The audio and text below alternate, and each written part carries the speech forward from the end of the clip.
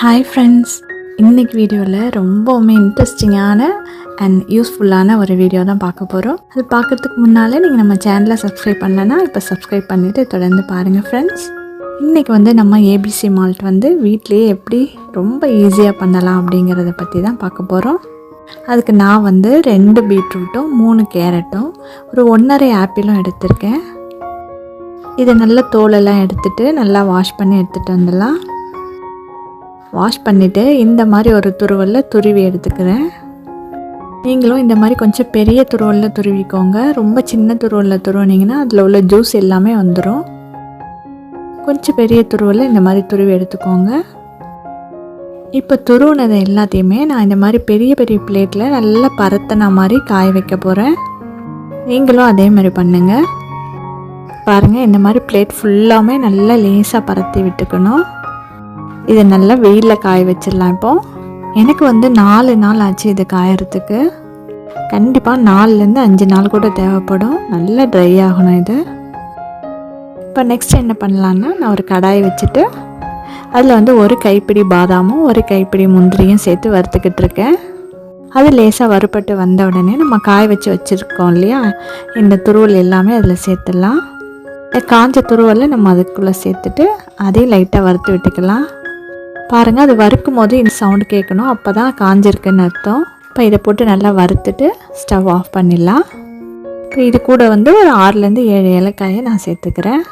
இப்போ இது நல்லா ஆறின உடனே மிக்ஸி ஜாருக்கு மாற்றிட்டு பவுட்ரு பண்ணிக்கலாம். கொஞ்சம் நல்லா பவுட்ரு ஆன உடனே இதில் நான் இனிப்புக்காக என்ன சேர்க்குறேன்னா, நான் பனங்கற்கண்டு சேர்க்கிறேன். இது எதுக்காக பனங்கற்கண்டு சேர்க்குறேன் நான் பின்னால் சொல்கிறேன் உங்களுக்கு. நான் பனங்கற்கண்டு சேர்க்கிறேன். நீங்கள் சர்க்கரையோ இல்லை நாட்டு சர்க்கரையோ கூட சேர்த்து செய்யலாம். சேர்த்து நல்லா அரைச்சிட்டு வந்துடலாம். நல்லா நைஸாக அரைச்சிக்கோங்க. இப்போ இதை எப்படி ரெடி பண்ணலாங்கிறது இப்போ பார்க்கலாம். இப்போ ஒரு டம்ளர் எடுத்துக்கலாம். அதில் 2 டீஸ்பூன் இந்த பவுடர் போட்டுக்கலாம். போட்டுட்டு அதை கொஞ்சமாக தண்ணி ஊற்றி நல்லா கலந்து வச்சுக்கலாம். என்ன கட்டி எதுவும் இருக்கக்கூடாது, அதுக்காக தான். இப்போ நான் 2 டம்ளர் பாலை சூடு பண்ணிக்கிட்டு இருக்கேன். பால் கொஞ்சம் சூடு வந்தவுடனே நம்ம அதை கரைச்சி வச்சு இந்த கலவையை அதில் ஊற்றிடலாம். ஊற்றி நல்லா மிக்ஸ் பண்ணி விட்டுக்கலாம். நான் பனங்கற்கண்டு சேர்த்துருக்கிறதுனால பால்லேயே ஊற்றி இந்த மாதிரி காய்ச்சிக்கிட்டு இருக்கேன்.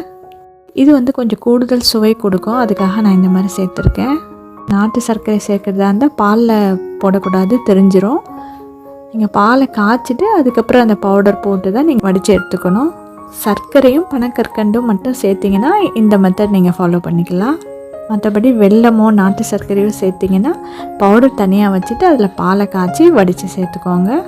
இப்போ நான் பாலில் போட்டுட்டு நல்லா காய்ச்சிக்கிட்டு இருக்கேன். பாருங்கள், நல்லா ஒரு 5லேருந்து 7 நிமிஷம் நல்லா கொதிக்கட்டும். இதில் உள்ள நல்லா எல்லா சத்துக்களுமே அதில் இறங்கணும். அதுக்கப்புறம் நம்ம வடிச்சிக்கலாம். பாருங்கள் எவ்வளோ சூப்பராக இருக்குன்னு. இப்போ இதில் உள்ள சத்துக்கள் என்னெல்லாம்னு பார்க்கலாம். இந்த ஏபிசி மால்ட் குழந்தைகள்லேருந்து பெரியவங்க வரைக்கும் யார் வேணால் எடுத்துக்கலாம். இதை நம்ம குடிக்கிறதுனால நமக்கு என்ன பயன்கள்லாம் கிடைக்கும்னா, முதல்ல நம்ம கண் பார்வைக்கு ரொம்பவுமே நல்லது. செகண்ட் நம்ம ஹீமோக்ளோபின் இது நல்லாவே அதிகரித்து கொடுக்கும். தேர்ட் நம்ம ஸ்கின்னுக்கும் ஹேருக்குமே நல்ல ஷைன் கொடுக்கும் இது. ஸோ இவ்வளோ நல்ல பயன்கள் உள்ள இந்த ட்ரிங்கை நீங்களும் வீட்டில் இந்த மெத்தடில் ஈஸியாக செஞ்சு சாப்பிட்டு என்ஜாய் பண்ணுங்கள். வீடியோ பிடிச்சிருந்தா சின்னதாக லைக் பண்ணிவிடுங்க.